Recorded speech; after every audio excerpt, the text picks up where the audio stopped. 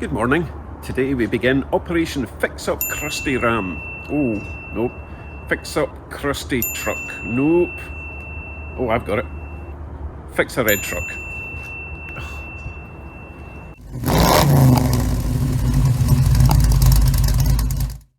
Hello YouTubes.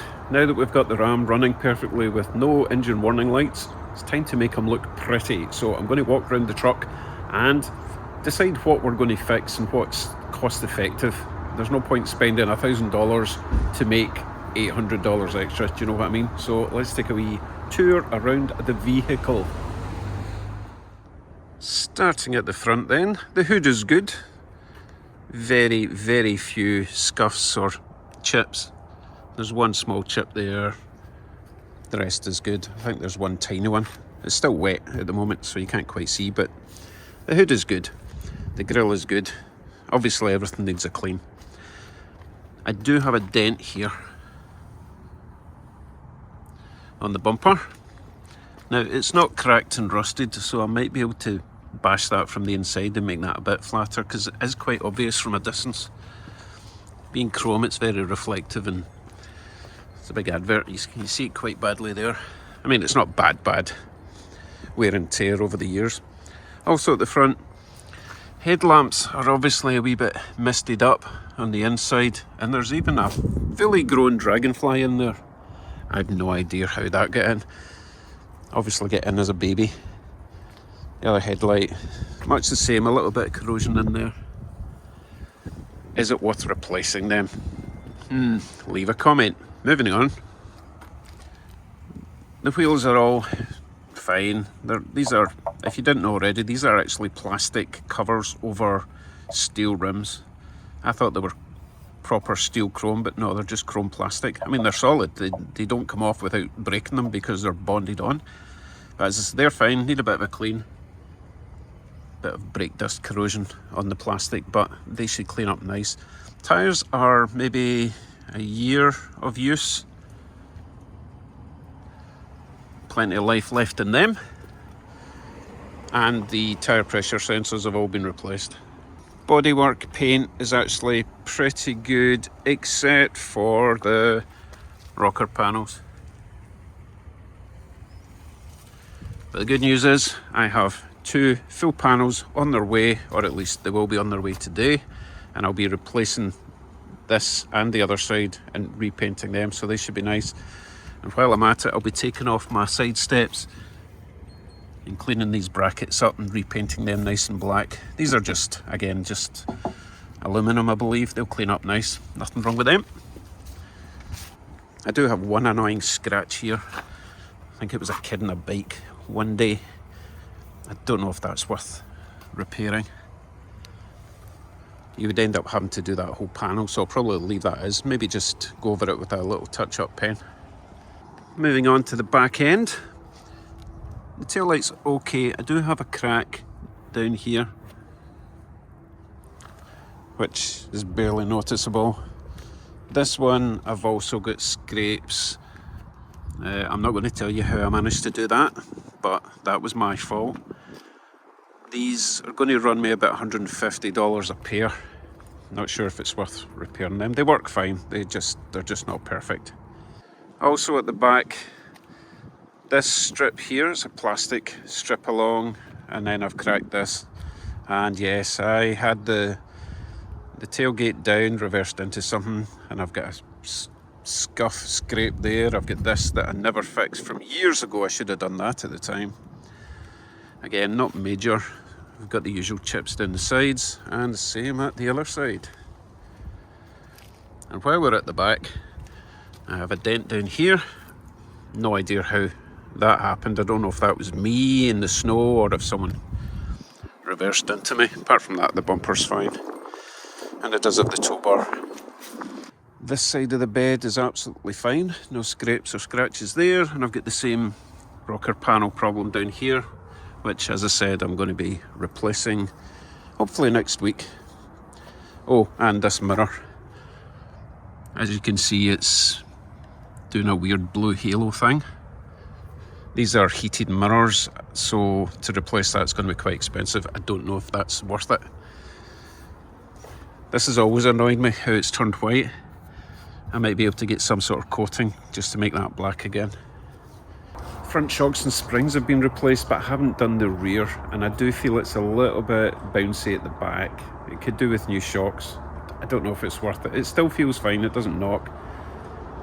I did replace the couple of swing arm things at the back because they were causing it to kind of lurch forward and back, and that was a relatively easy and cheap job to do. Let's move on inside. We have the usual bolster falling apart situation under here. I do have some colour matched duct tape that I like to cover it up with, which is nice. So it's horrendous under there, and there's a horrible crack there as well. These chairs are way too expensive to replace. It's not worth it. Honestly, we're talking thousands, a couple of thousand probably for that chair alone. Also on the inside, everything is fairly good. I do have a small crack that appeared on my clocks here. I have no idea what caused that. I didn't push it or anything. I think it was just the cold one year just cracked it, which is unfortunate. I don't want to replace all my clocks just for that little crack. And the other thing that doesn't work is the touch screen. The stereo works, but the touch screen does not, which is really frustrating. It's not really worth replacing this because it's old. You know, it doesn't do Bluetooth, it doesn't do anything fancy. The GPS is rubbish. You would have to update it, and even then it would look terrible. Everyone just uses their iPhones these days, or their Android, so that's probably not worth replacing. Everything else is fine. I don't have any cracks or broken parts inside here. Obviously I would be completely scrubbing the floor and the carpet, get all that nice and clean.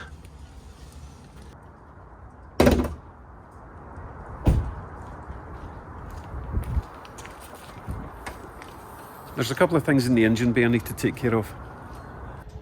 Way down there is my cam position sensor, and for some reason the plug has lost its clippiness. So I have got a brand new plug to go on there, and hopefully I'll be able to replace that plug without cutting the wire. I'll show you how I'm going to do that later. I also never replaced my big clutch fan that sits in there, and there should be a shroud going all the way down. I still got it. I took it off when I was doing the top end engine job a couple of years ago. Just decided I didn't need it, so I didn't put it back on, but I do have it. Somewhere. Oh, I know where it is.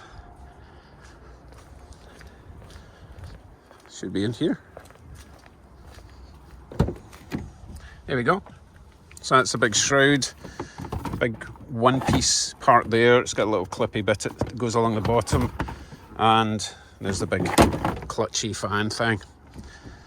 So that's a relatively straightforward job. Other things in the engine bay, I need to find the cover that goes around this. It's for cold temperatures, which we kind of need in Canada. Not today, obviously, because it's gorgeous, but it's going to get cold very soon. And this truck will be used all winter, hopefully, if it gets sold to the right person. Other than that, everything else is in here. As you probably know, pretty much everything in here, all the sensors and coils and all this kind of stuff has been replaced when I was searching for that misfire. So I'm fairly confident the engine is good for another couple of 100,000 K.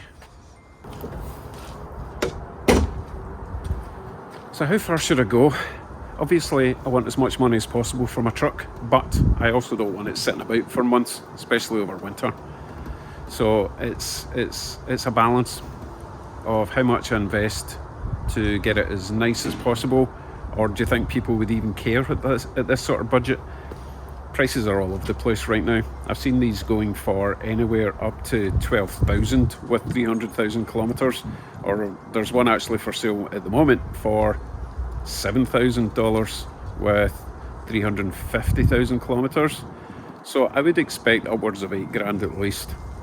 Because it is a Laramie, it does have more toys, although not all of them work, like the stereo touchscreen, for example.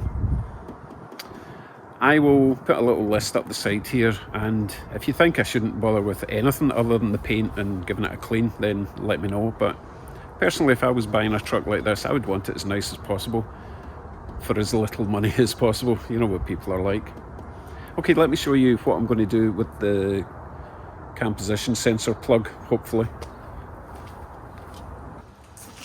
Well, I was going to try my new terminal toolkit to replace the plug with the wires so I didn't have to splice wires in, but they sent me the wrong plug. Let me check out that part number and see what that's actually from and see if I can use it or not, but that does not fit my cam position sensor. So today then, let's reinstall my big fan. Yay! Might as well give this a quick clean.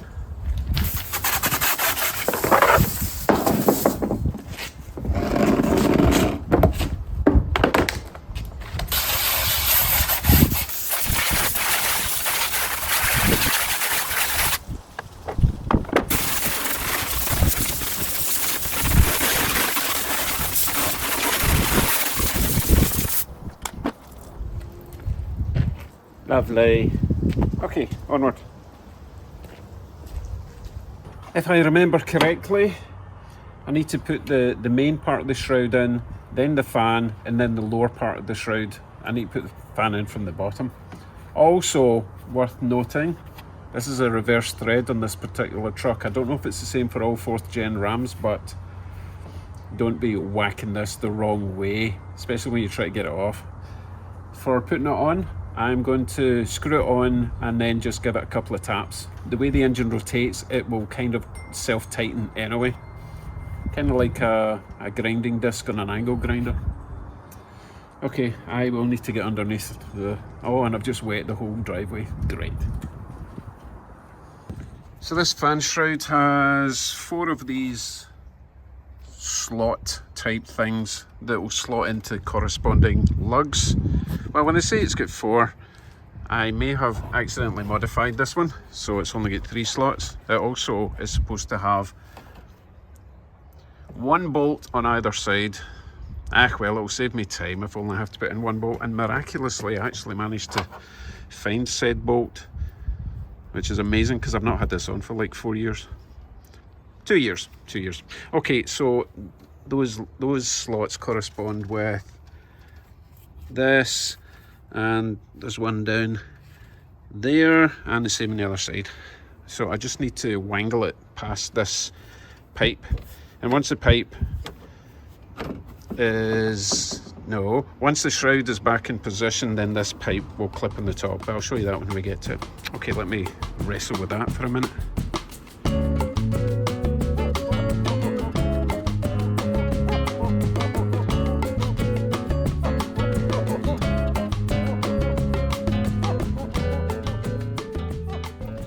Now I remember how I managed to break that tab. Let me show you the top side now. So top tab is in its slot and the bolt is in. Bottom tab in its slot down there somewhere. Hose is in its clip. And obviously this side is broken, so that's not getting attached, but the bottom one's in. So it's got 3 points and a bolt holding this in. It's not going anywhere. And as you can see, this is why we can't get the fan in from the top, because that's all the room we've got. Hence why you've got that access slot at the bottom. So let's get underneath.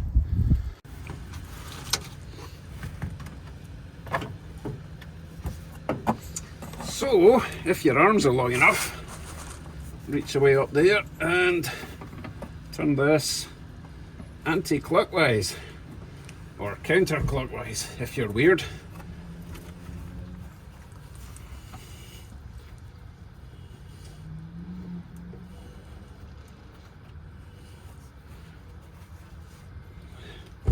My arms are not long enough for this.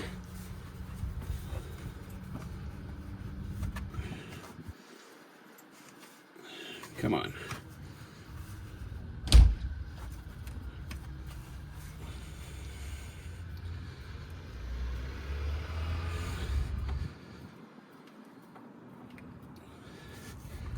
Oh, this is awkward.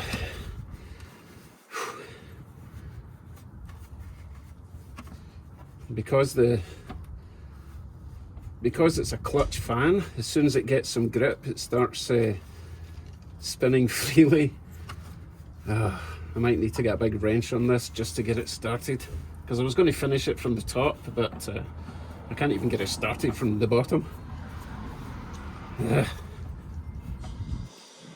Okay, I'll be back shortly. Okay, a bit of a struggle, but I've got it on pretty much all the way. I'm going to finish it off at the top.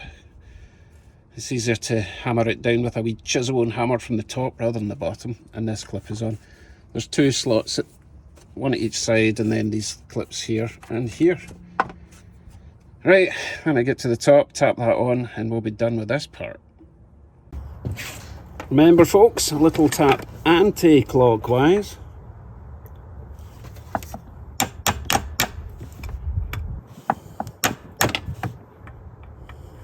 We're just nipping it up.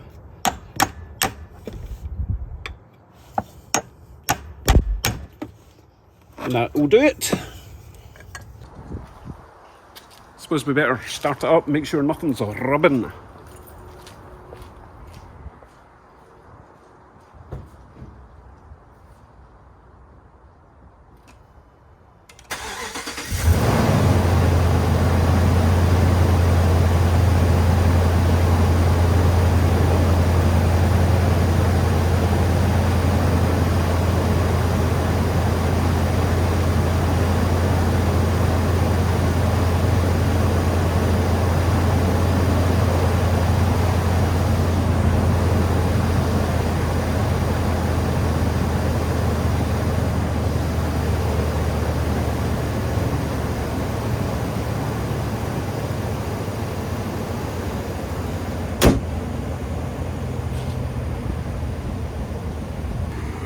These engines are way noisier in startup when you've got the clutch fan installed.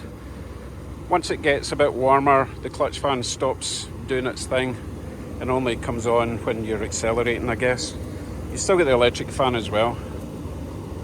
Sounds good, nothing rubbing. Still running nice. Let's make sure I don't have any warning lights. Not that I'm checking every second of every day. Okay, just the seatbelt warning light, that's fine. As in, no one's got a seatbelt on warning light. And still sounding nice. Brum, brum, brum, brum, brum, brum, brum. Okay, excellent. Good start to my little operation. Not yet managed to locate my battery blanket, but it's here somewhere. I think it might be way up there in a box somewhere. Don't worry, I'll get it.